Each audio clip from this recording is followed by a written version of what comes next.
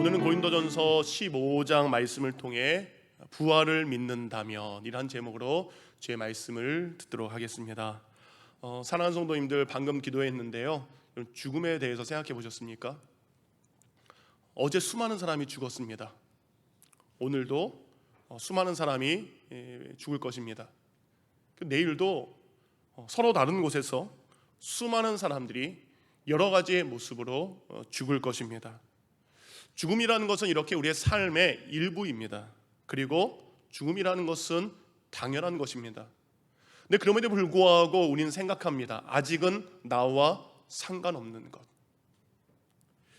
하지만 전도서 3장 1절부터 4절은 이렇게 이야기하십니다.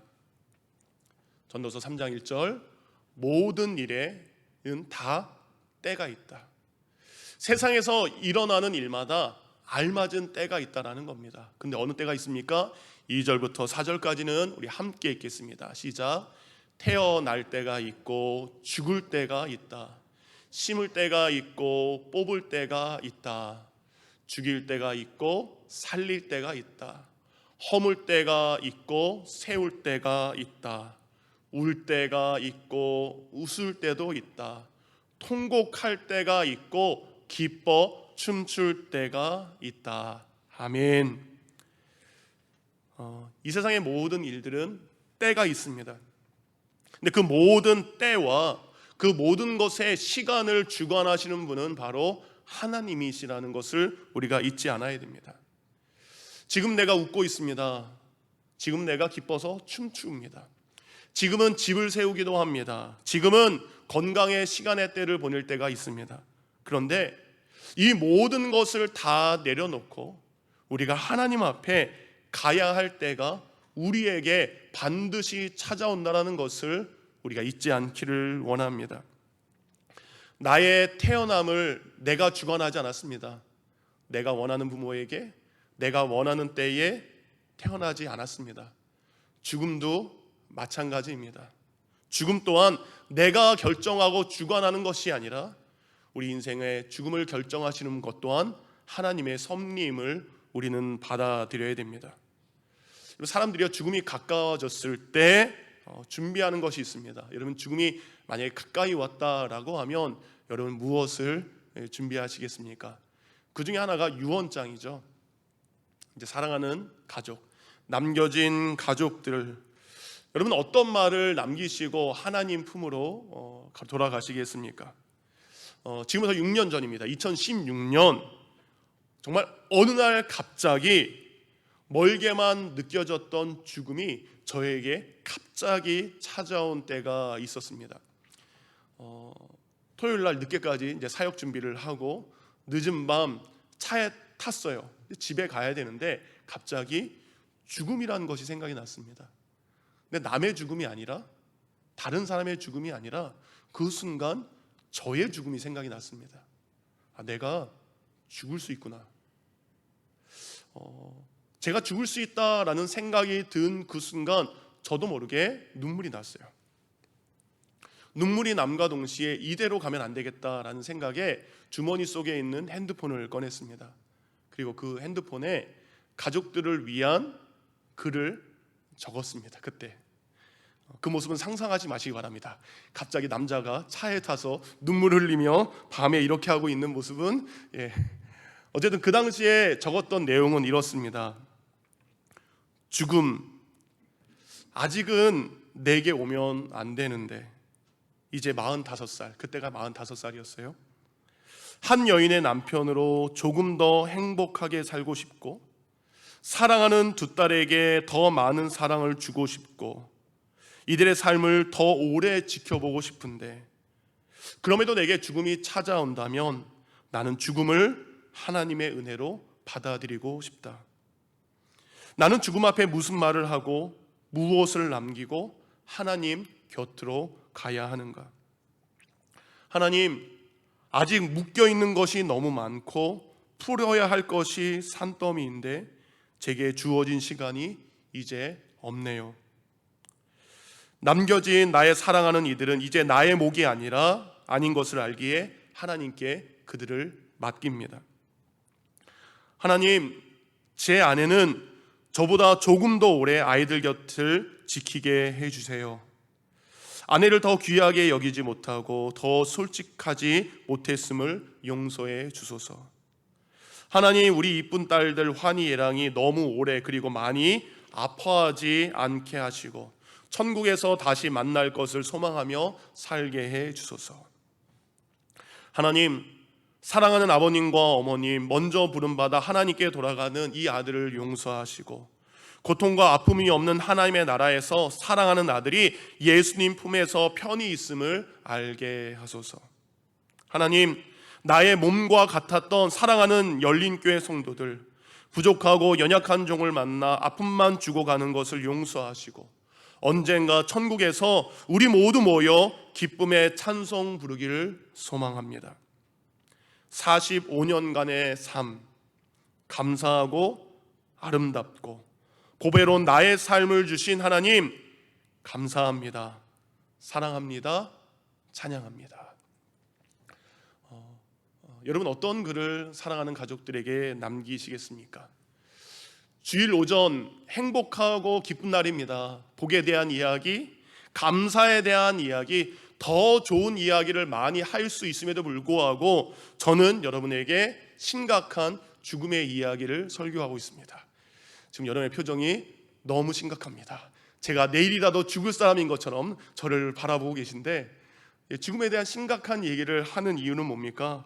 오늘 아침 죽음에 대한 설교를 하는 이유는 오늘 성경 본문이 예수님의 죽음과 예수님의 부활을 말씀하고 있기 때문입니다. 우린 그동안 고린도 교회에 대한 이야기를 들었습니다. 정말 골치 아픈 교회입니다. 수많은 문제로 인해 교회가 분열되어 있습니다. 예수님을 믿는다라고 하지만 세상 풍조와 세상의 삶의 방식을 따라가는 성도들이 고린도 교회였습니다. 성도 간의 사랑이 식어버려서 누군가를 배려하는 것이 아니라 자기의 이기심과 욕심과 교만이 가득한 것이 고린도 교회 성도들의 모습이었습니다. 오늘 사도 바울은 그들의 그 아픈 현실, 가슴 아픈 상처들을 바라보며 그들의 문제를 해결하는 것은 딱 하나인 것을 오늘 이야기합니다. 그것은 바로 복음입니다. 여러분, 예수 그리스도의 복음이 무엇입니까? 예수 그리스도께서 나를 위해 죽으셨습니다. 예수 그리스도께서 나를 위하여 부활하셨습니다. 곧 고린도 교회 성도들에게 이야기합니다. 우리의 문제와 우리의 아픔을 해결할 수 있는 것은 바로 그리스도의 죽음과 그리스도의 부활을 믿는 복음밖에 없음을 증거하고 있습니다. 고린도 교회 성도들은 잊고 살고 있습니다. 예수님이 그들을 위해 십자가에 달려 돌아가신 것을 그들은 잊고 있습니다. 그들은 잊고 있습니다. 십자가에 달려 돌아가신 예수 그리스도께서 부활하신 것을 그들은 잊고 오늘 신앙생활을 하고 있습니다. 사도 바울은 예수 그리스도의 죽음과 예수 그리스도의 부활, 곧 복음을 읽고 있는 성도들에게 오늘 다시 한번 그들이 예전에 들었던 그 말씀, 그들이 알고 있는 말씀이지만 잊고 있는 그 말씀을 다시 한번 전합니다. 고린도서 15장 3절 4절입니다. 내가 받은 것을 먼저 너희에게 전하였노니 이는 성경대로 그리스도께서 우리 죄를 위하여 죽으시고 장사 지낸 바 되셨다가 성경대로 사흘 만에 다시 살아나사. 바울이 고린도 교회 성도들에게 전한 복음의 시작은 바로 이것입니다. 예수 그리스도께서 우리 모든 인류를 위해, 그리고 고린도 교회 성도들 당신들을 위해 죽으셨음을, 바로 예수님의 죽음을 선포하는 것으로 복음의 말씀을 시작을 하고 있습니다. 사람들은 부활만을 이야기합니다. 사람들은 영광만을 이야기합니다. 근데 성경 우리에게 이야기합니다. 부활을 말하기 전에 먼저 죽음을 이야기하고 있습니다. 여러분, 세상 사람들은 죽음에 대해서 허무한 것, 끝난 것, 죽음 뒤에는 아무것도 없는 것이다 라고 생각을 합니다. 여러분, 죽음은 모든 것의 끝이 아니라는 것을 우리는 믿고 있습니다. 여러분, 우리의 존경하는 이순신 장군께서는 이런 말씀을 하셨죠. 나의 죽음을 어떻게 해라? 알리지 마라. 근데 예수님은 반대셨어요. 예수님은 예수님의 죽음을 계속해서 제자들에게 말씀하신 것을 우리는 알 수 있습니다. 마태복음 16장 21절입니다. 이때로부터 예수 그리스도께서 자기가 예루살렘에 올라가 장로들과 대제사장들과 서기관들에게 많은 고난을 받고 죽임을 당하고, 예수께서 제자들에게 말씀하셨습니다. 내가 고난받을 것이다, 내가 죽을 것이다. 예수님이 근데 한 번 말씀하신 것이 아닙니다. 예수님은 이어서 4번을 계속해서 제자들에게 자신의 죽음을 말씀하셨습니다. 우린 언제 어디서 어떻게 죽을지 모릅니다. 그런데 하나님이신 예수 그리스도께서는 본인이 언제 어디서 어떻게 죽으실지 그분은 다 알고 계셨습니다.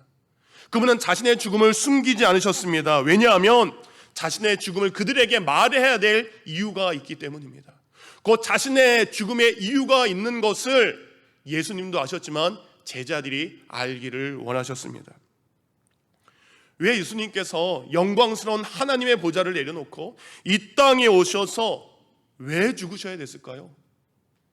여러분, 예수님이 왜 오셨습니까? 예수님이 왜 죽으셔야만 했습니까? 여러분, 그것을 잊지 않고 계십니까? 예수님의 오심의 이유, 예수님의 죽으심의 이유, 우리가 너무나 잘 알고 있는 요한복음 3장 16절과 17절은 예수님의 오심과 죽으심의 이유를 이렇게 선포하고 있습니다. 우리 다 같이 함께 읽겠습니다. 시작.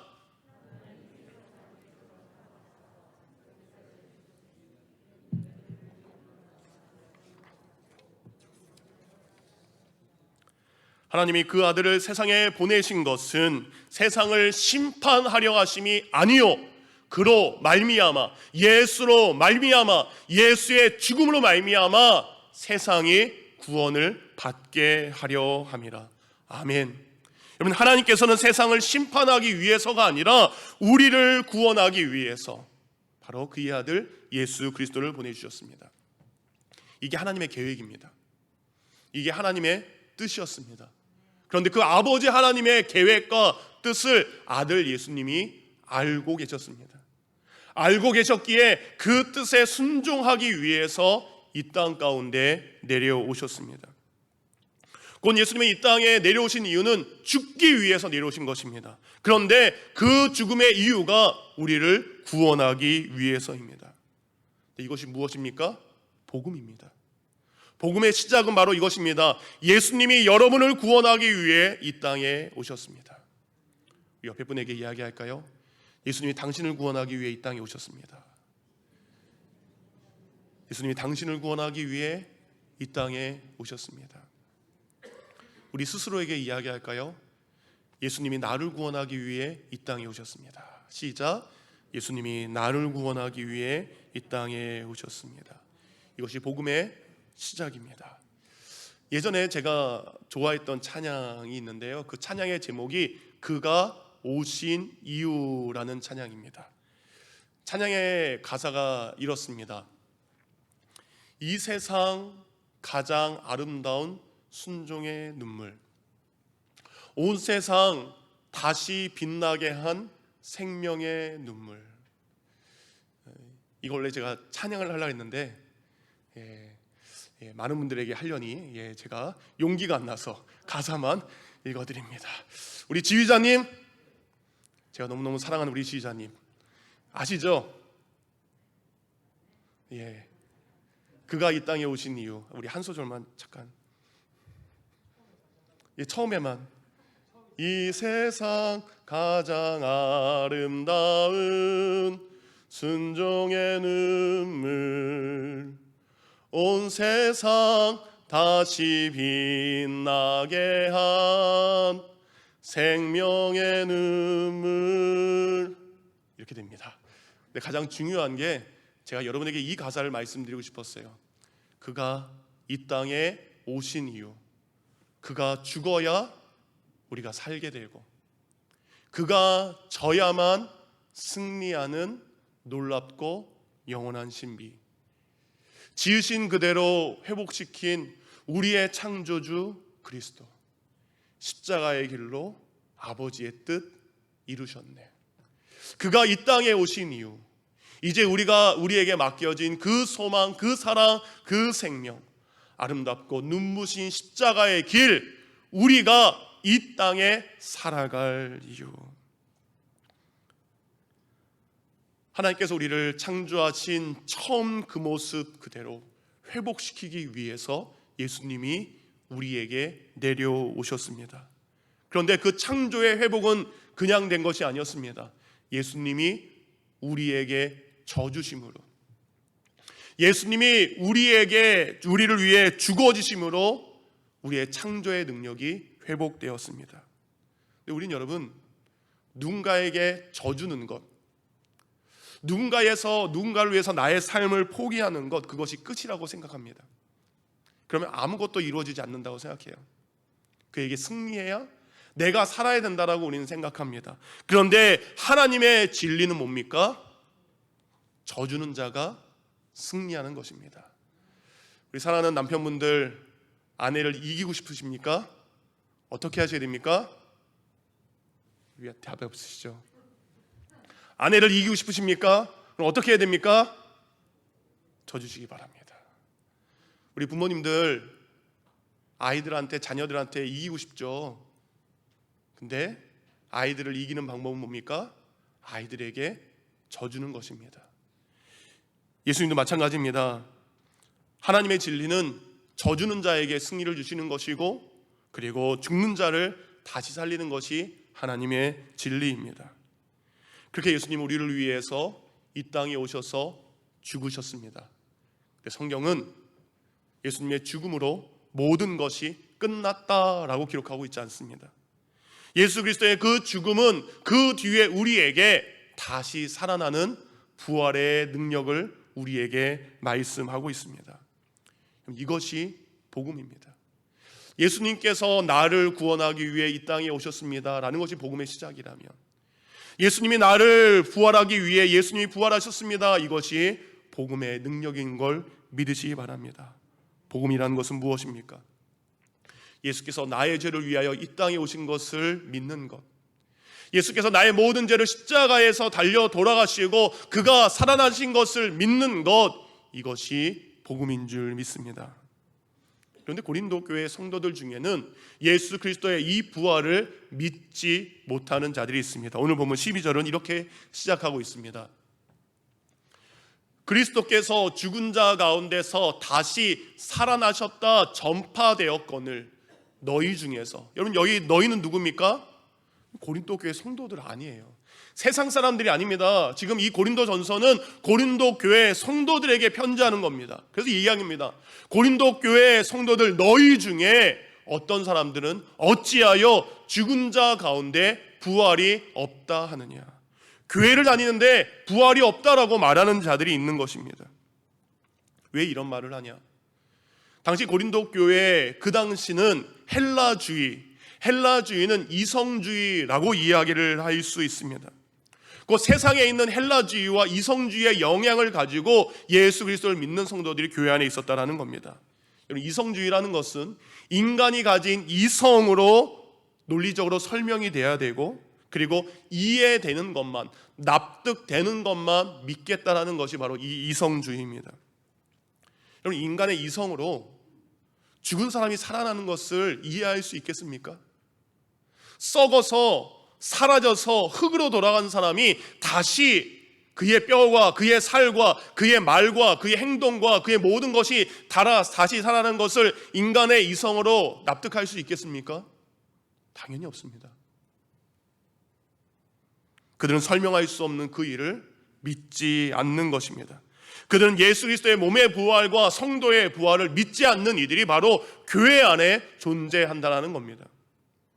바울은 그래서 펜을 든 것입니다. 고린도서 15장을 통해서 부활을 믿지 못하는 그들에게 오늘 성경을 통해 세 가지 예수 그리스도의 부활의 증거를 그들에게 이야기하고 있습니다. 예수님이 부활하신 첫 번째 증거는 바로 성경이 부활의 증거입니다. 4절입니다. 성경대로 사흘 만에 다시 살아나사. 3절은 이야기합니다. 그리스도께서 죽으셨다가, 그 다음에 4절은 이렇게 이야기합니다. 성경대로 하나님의 진리를 기록한, 하나님의 변하지 않는 진리를 기록한 그 성경이 이렇게 이야기하고 있습니다. 성경대로 사흘 만에 다시 살아나사. 예수님이 예루살렘에서 돌아가실 때 한쪽 구석에서 아무도 모르게 돌아가시지 않으셨습니다. 모든 사람이 볼 수 있는 골고다 언덕, 그리고 그 위에 세워진 십자가 위에서 예수님은 돌아가셨습니다. 예루살렘에 있는 대부분의 모든 사람이 예수 그리스도의 죽음을 목격했습니다. 그리고 예수님의 시신은 무덤 가운데 장사되었습니다. 그 무덤은 시신이 썩어가는 무덤이 아니라 바로 비어있는 무덤으로 성경은 이야기하고 있습니다. 예수님 제자들에게 살아계실 때 이런 이야기하셨습니다. 구약 성경을 이용해서 구약 성경의 구원자가 살아날 것을 예언했던 것처럼 내가 다시 살아날 것이다라고 계속적으로 이야기하셨습니다. 마태복음 12장입니다. 예수께서 대답하여 이르시되 악하고 음란한 세대가 표적을 구하나 선지자 요나의 표적밖에는 보일 표적이 없느니라. 어떤 표적입니까? 40절입니다. 요나가 밤낮 사흘 동안 큰 물고기 뱃속에 있었던 것 같이 인자도 밤낮 사흘 동안 땅속에 있으리라. 요나가 사흘 동안 물고기 뱃속에 있다가 그가 세상 밖으로 나온 것처럼 인자도 땅속에 사흘 동안 3일 동안 있다가 그가 부활할 것이다. 예수님은 그 성경 말씀대로 죽으셨고 성경 말씀대로 사흘 만에 부활하셔서 부활의 첫 열매가 되셨습니다. 여러분 성경을 믿으십니까? 성경이 하나님의 말씀으로 확신하십니까? 그 성경은 예수 그리스도의 부활을 우리에게 증거하고 있습니다. 두 번째, 부활하신 예수님을 본 수많은 증인들이 부활의 증거입니다. 5절부터 9절까지 쭉 읽다 보면 예수님께서 각기 다른 시간에 여러 장소에서 다양한 사람들에게 나타나신 것을 성경은 기록하고 있습니다. 5절을 보면 베드로와 예수님의 제자들에게 나타나셨다라는 증인들을 기록하고 있습니다. 6절에는 예수께서 500여 형제들에게 일시에 보이셨다라고 기록을 하고 있습니다. 그리고 사도 바울은 이렇게 이야기합니다. 그 500여 증인들이 지금도 대부분 살아있다. 바로 그 수많은 사람들이 예수 그리스도의 부활의 증인이요 증거임을 이야기합니다. 그리고 마지막 8절에 사도 바울이 이야기합니다. 나 또한 예수 그리스도의 부활을 본 증인입니다라고 그는 이야기하고 있습니다. 여러분 예수 그리스도가 부활하신 것을 여러분 보셨습니까? 언제 보셨습니까? 우리는 못 봤습니다. 그런데 우리는 예수 그리스도의 부활을 믿는 증인의 삶을 살아가고 있습니다. 지금도 수많은 사람이 예수 그리스도의 부활을 믿는 증인의 삶을 살아가고 있습니다. 그 수많은 증인들이 바로 예수 그리스도의 부활의 증거입니다. 마지막 세 번째, 바울은 이야기합니다. 나의 변화된 삶이 예수 그리스도께서 부활하신 부활의 증거라고 이야기합니다. 여러분 아시는 것처럼 사울, 그가 바울이 사울이었을 때 그가 했던 것은 예수 그리스도를 믿는 사람들을 잡고 핍박하고 가둔 것이 그가 하는 일이었습니다. 근데 그가 부활의 예수 그리스도를 만난 다음에 어떻게 됩니까? 자신의 생명을 아깝게 여기지 않고 생명의 복음을 전하는 증거자의 삶을 살게 됩니다. 바울이 이야기합니다. 내 삶이 이렇게 변할 수 있었던 것은 내가 부활의 예수님을 만났기 때문입니다. 곧 부활하신 예수님께서 바울을 찾아가셔서 그에게 그의 삶을 변화시켜 주셨습니다. 사랑하는 성도님들, 예수 그리스도의 부활을 믿는 자들은 그들의 삶이 변화됨을 믿으시기 바랍니다. 여러분 예수 그리스도의 부활을 믿으십니까? 여러분의 삶이 변해야 됩니다. 오늘 사도 바울은 이야기합니다. 성경이 부활의 증거입니다. 증인들이 부활의 증거입니다. 그리고 변화된 삶, 지금도 변화되고 있는 수많은 사람들의 그들의 모습이 변화의 증거인 것을 이야기합니다. 그래서 바울은 오늘 본문 12절부터 19절까지 그렇다면 부활이 없다라고 말하는 그들에게 이렇게 이야기합니다. 정말 당신의 말대로 부활이 없다면 이런 일들이 일어날 것입니다. 부활이 없다면 이렇게 될 수밖에 없습니다 라는 것을 가정에서 쭉 이런 이야기를 합니다. 이런 부활이 없다면 일어날 수 있는 일들입니다. 13절 이렇게 되어 있습니다. 만일 죽은 사람의 부활이 없다면 그리스도께서도 다시 살아나지 못했을 것입니다. 14절입니다. 만일 그리스도께서 다시 살아나지 못하였더라면 우리의 전도, 여러분의 믿음이 뭐예요? 다 헛된 것이 되고 마는 겁니다. 그 다음입니다. 15절입니다. 더구나 하나님이 그리스도를 다시 살리셨다라는 것에 우리가 뭐예요? 증거했기 때문에 우리는 뭐예요? 거짓 증인이 되는 것입니다. 만일 죽은 사람이 다시 살아나지 못한다면 하나님이 그리스도를 다시 살리는 일은 없었을 것입니다.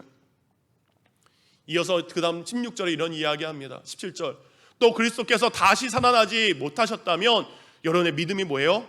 헛것입니다. 그리고 여러분이 여전히 죄 가운데 빠져서 죄인으로 살아갈 수밖에 없습니다. 18절입니다. 그리스도 안에서 죽은 사람들도 뭐예요? 망했을 것입니다. 마지막 19절입니다. 만일 우리가 그리스도 안에서 바라는 것이 이 세상뿐이라면 우리는 그 누구보다도 불쌍한 사람들입니다. 바울은 이야기합니다. 부활이 없다면 우리 모든 그리스도인들은 가장 불쌍한 삶을 살고 있습니다. 그런데 바울은 이야기합니다. 부활은 우리가 죽는 것이 확실한 만큼 부활 또한 확실한 것임을 우리에게 증거하고 있습니다. 여러분, 예수 그리스도께서 부활하심을 말미암아 부활의 첫 열매가 됨을 바울은 기록하고 있습니다. 여러분, 한 사람 아담의 불순종으로 죽음이 우리에게 들어왔습니다. 반대로 한 분 예수 그리스도의 십자가의 순종으로 말미암아 부활이 우리에게 왔음을 바울은 증거하고 있습니다. 여러분, 몇 년 전 한국에서 좀 특별한 세미나가 있었습니다. 그 세미나의 주제가 죽음에 대해 정리하는 시간. 강사로는 한국의 샘물 호스피스 병원에서 사역하시는 원주희 목사님이 이 강의를 진행하셨습니다.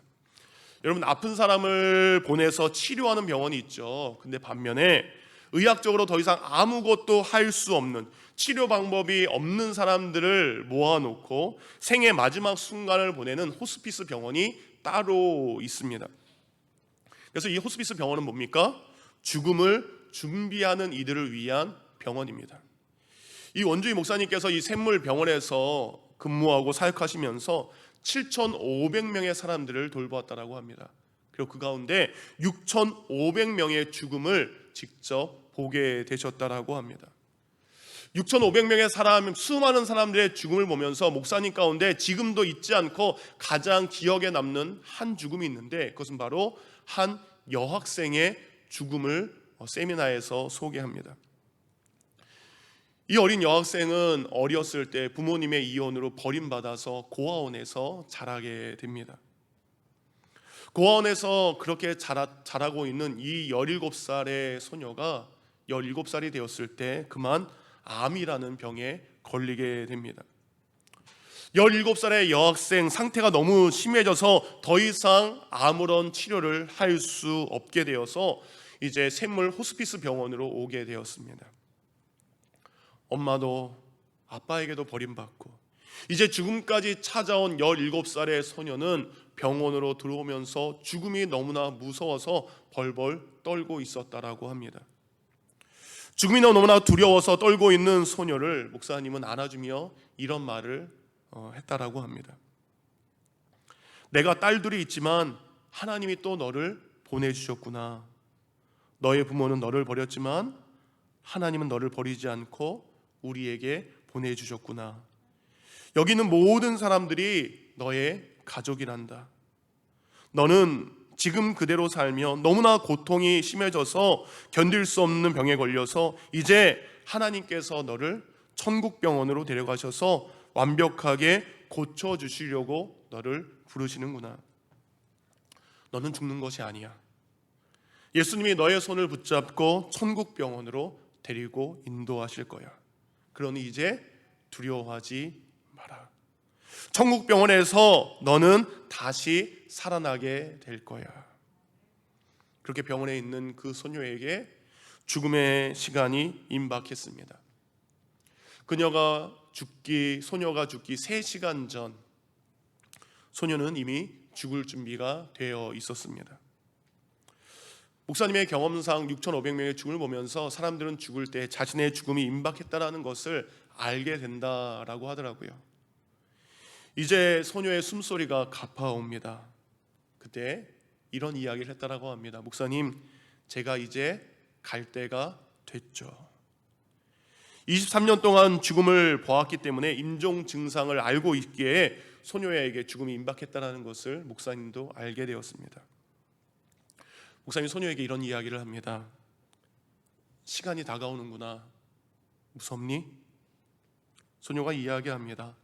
아니요, 목사님. 예수님께서 제 손을 붙잡고 천국 병원 가서 고쳐주신다라고 말씀하셨잖아요. 원장님, 마지막 순간까지 제 곁에 계실 거죠? 목사님이 이야기합니다. 그럼 너는 내 딸인데 끝까지 너와 함께 있을게. 죽음의 고통 가운데 갑자기 소녀는 목사님에게 찬양을 한 곡 불러달라고 부탁을 합니다. 무슨 찬양을 좋아하니? 목사님이 어떤 찬양을 불러줄까? 소녀는 이야기합니다. 나 무엇과도 주님을 바꾸지 않으리. 제가 매주마다 헌금할 때 부르는 그 찬양을 소녀는 마지막 찬양으로 목사님에게 불러달라고 요청합니다. 죽음의 고통 가운데 있는 그 소녀의 귀에 나 무엇과도 주님을 바꾸지 않으리, 목사님과 봉사들의 찬양이 병실을 울려 퍼지기 시작합니다. 그렇게 찬양이 울려 퍼지는 그 순간 소녀는 갑자기 웃고 미소를 띄우며 마지막으로 이런 이야기를 했다라고 합니다. 너무 고마웠어요. 나중에 다시 뵐게요. 이런 복음이 아니면 소녀는 죽음 앞에서 웃을 수 없습니다.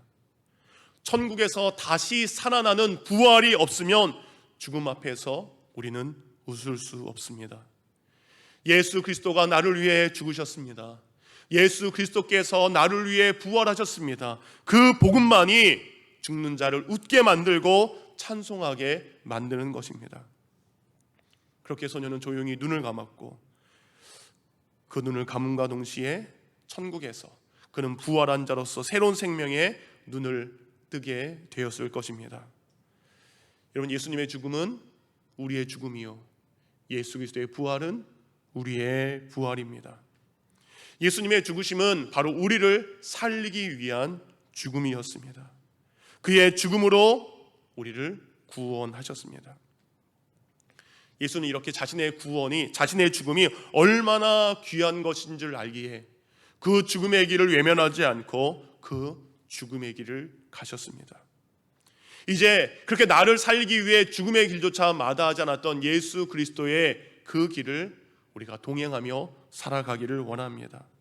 나를 위해 죽으신 그 예수 그리스도의 뜻대로 살아가는 저와 여러분이 되기를 원합니다. 예수께서 자신의 죽음을 알고 준비했던 것처럼 여러분이 부활을 믿는다면 하나님의 나라를 꿈꾸며 이 땅에서 하나님의 나라를 준비하는 자의 삶을 살기를 원합니다. 결론입니다. 여러분이 부활을 믿는다면 이 세상의 거친 돌풍에 굴복하여 이리저리 흔들리는 갈대가 되지 마시기 바랍니다. 여러분이 부활을 믿는다면 거친 물살이 넘치는 계곡 속에서 자신의 자리를 지키는 바위처럼 흔들리지 않는 믿음의 존재의 삶을 살아가시기 바랍니다. 여러분이 부활을 믿는다면 물의 흐름에 따라 흘려 떠내려가는 죽은 물고기의 신앙이 아니라 물의 흐름을 거슬러 올라갈 수 있는 연어처럼 부활을 부정하는 이 시대 가운데에 굳건한 믿음의 신념대로 살아가는 주의 백성이 되기를 원합니다. 여러분이 부활을 믿는다면 주변의 환경 따라 자기의 색깔을 바꾸는 카멜레온의 신앙이 아니라 어떠한 환경 속에서도 여러분의 아름다운 믿음의 색깔을 드러낼 수 있는 귀한 주의 백성이 되기를 원합니다. 부활을 믿는다면 오늘 나를 위해 오신 예수 그리스도, 오늘 부활을 믿는다면 오늘 나를 위해 십자가에 달려 돌아가신 예수 그리스도, 여러분이 부활을 믿는다면 오늘 나를 위해 다시 살아나신 그 예수 그리스도, 그 예수 그리스도를 믿는 믿음으로 거친 세상 풍족 가운데 복음의 진리를 지키며 살아가는 귀한 주의 백성이 되기를 주님의 이름으로 축원드립니다.